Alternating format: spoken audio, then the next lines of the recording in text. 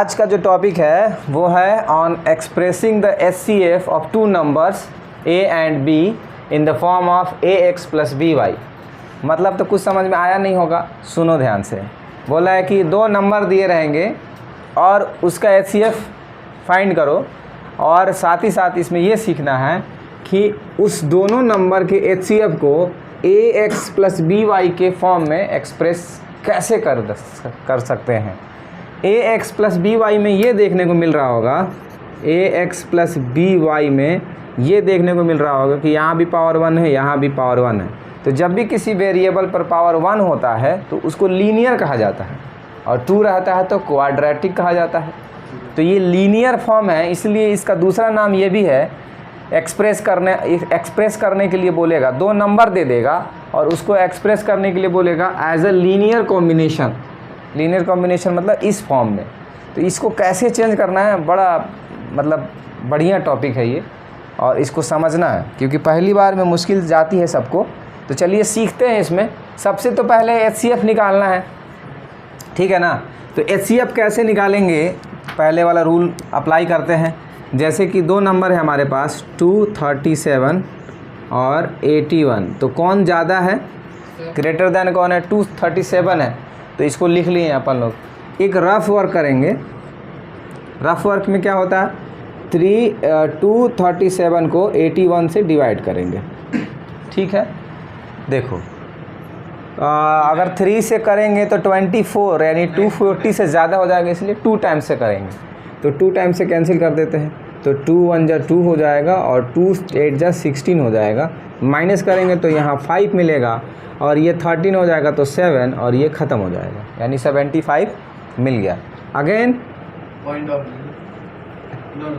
81 को यहाँ ले आएंगे और फिर से इसको डिवाइड करेंगे। 1 टाइम्स में करेंगे तो 75, माइनस करेंगे तो 6 आएगा, ठीक है। फिर यहाँ पास एक चीज़, यहाँ पास फिर स्टेप्स बढ़ाते हैं। ये तब तक करते हैं जब तक कि 0 ना आ जाए। तो ये वाला स्टेप भी 6 टाइम्स में करते हैं इसको। तो कितना टाइम्स में हो जाएगा, नॉर्मल भी काट सकते हैं। 1 टाइम्स में डायरेक्ट कर लें, 12 टाइम्स में तो 6 12 जा 72, बिल्कुल सही। तो ये हो जाएगा 3। फिर इस 6 को लाएंगे यहाँ पास और 2 टाइम्स में करेंगे तो क्या हो जाएगा 6, और ये कट हो जाएगा। इसी को अरेंज कर देना है बाय यूक्लिड डिवीज़न लेम्मा के थ्रू। क्वेश्चन में नॉर्मली क्वेश्चन में आएगा कि find the HCF of this and this by Euclid division या यूज़ यूक्लिड डिवीज़न लेम्ना।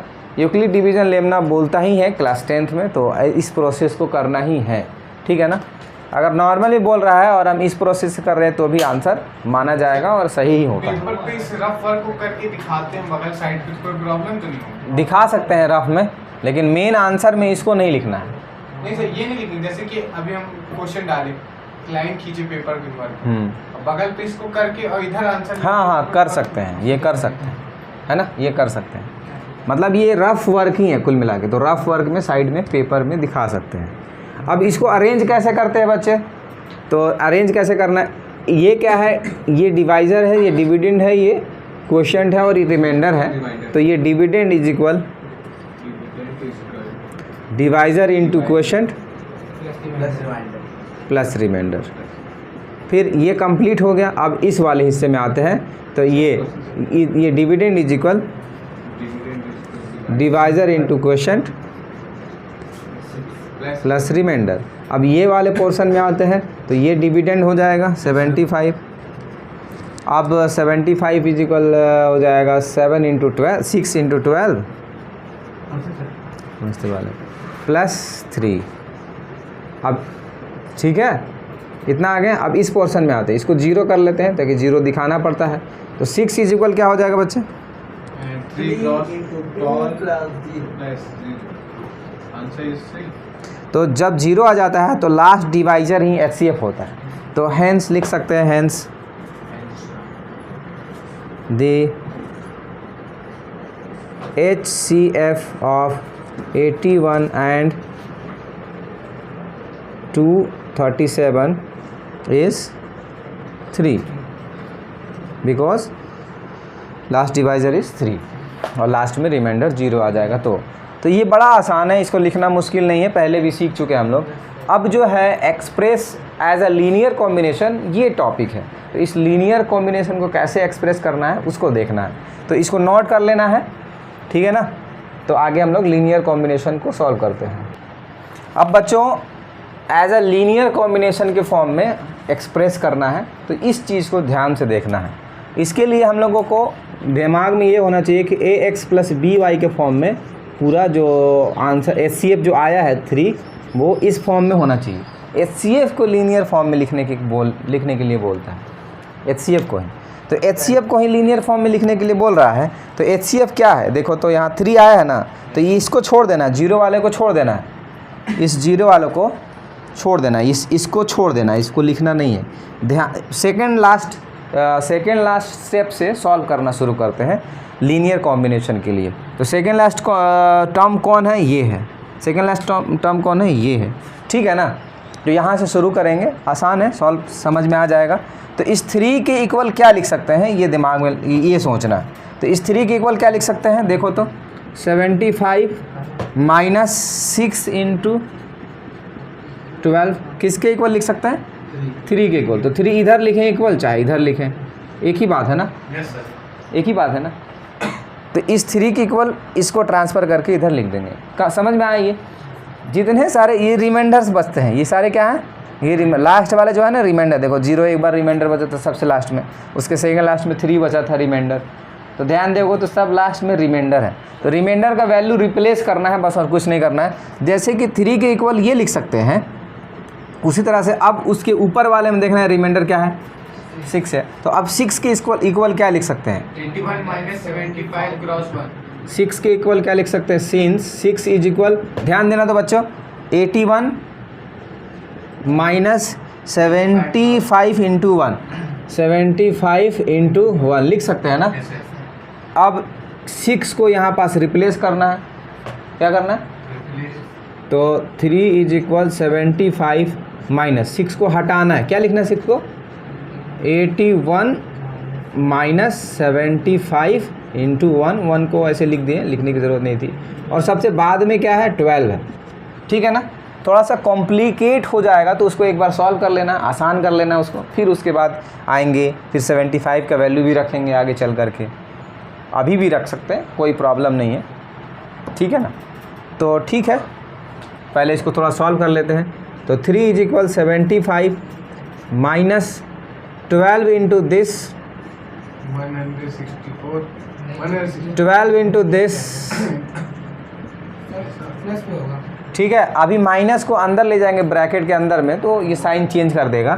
तो 3 इज इक्वल 75 माइनस 81 इंटू 12, और ये माइनस माइनस प्लस हो जाएगा, 75 इंटू 12 हो जाएगा।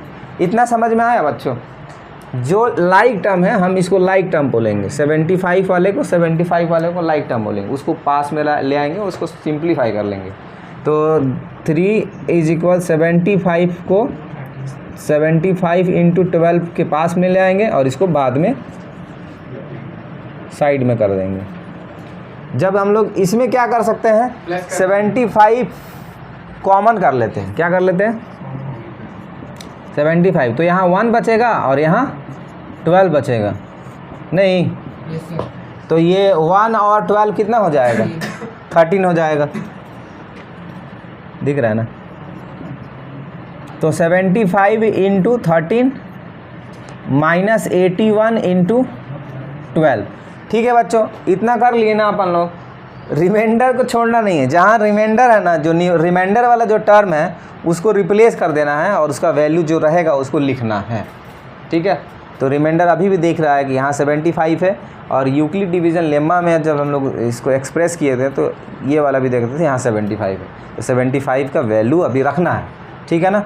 तो क्या किया जाए, मैं इसको रफ़ कर दे रहा हूँ क्योंकि इसका काम हो चुका है, इसको रफ़ कर दे रहा हूँ। अब 75 का जो वैल्यू है, ये वाला 75 का, वो क्या आएगा, तो यहाँ रफ़ में लिख देता हूँ 75 का वैल्यू क्या आएगा। सिंस 75 इज इक्वल, थोड़ा सा ध्यान देंगे बच्चों, 75 इज इक्वल क्या होगा, 237 81 इंटू 2 माइनस में आ जाएगा, तो 237 माइनस 81 इंटू 2, 81 इंटू 2। तो जहाँ 70 रहेगा ना, 75 सॉरी, उसको हम लोग ये लिखने वाले हैं। तो चलो थोड़ा सा इसको लिख ही लेते हैं। 3 इज इक्वल 75 के जगह पे क्या लिखेंगे? 75 के थ्रू 37 माइनस 81 क्रॉस 2, ठीक है। और ऑलरेडी इनटू में क्या है इसके? 30। तो 13 लिखेंगे तो थोड़ा ब्रैकेट ज़रूर देंगे बच्चों, नहीं तो पता चलेगा कि ये 13 इसके साथ है। ब्रैकेट रहेगा तो सबके साथ रहता। 81 इंटू 12 माइनस में है, इसको भी लिख लेते हैं। ठीक है बच्चों। अब इसके बाद इसमें थोड़ा और सिंप्लीफाई करना है, जैसे कि इसको इसके साथ इंटू, इसको इसके साथ इंटू कर लेंगे। तो 3 इज इक्वल 237 इंटू 13 और 81 के साथ इसको इंटू करा लेते हैं। सर 13 के साथ 13 को इसमें भी इंटू करा लिए, 13 को इसमें भी इंटू करा लिए, लेकिन अभी इंटू करा नहीं रहे, बस रख रहे हैं। ठीक है।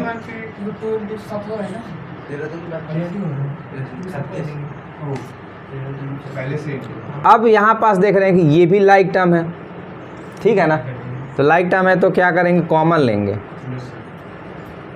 कॉमन लेंगे, क्या लेंगे कॉमन? 81 कॉमन है, वो भी माइनस भी कॉमन लेंगे।